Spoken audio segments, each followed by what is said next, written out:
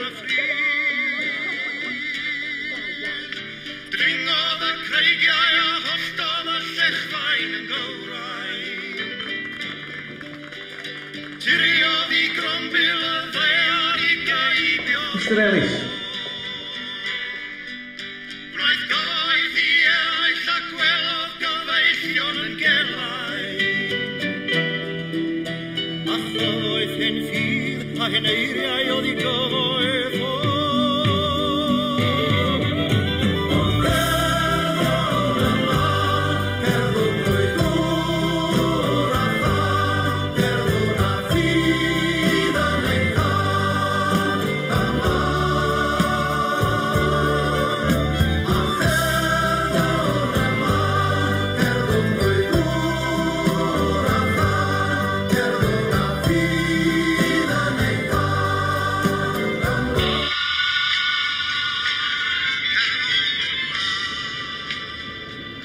Yn yr egg.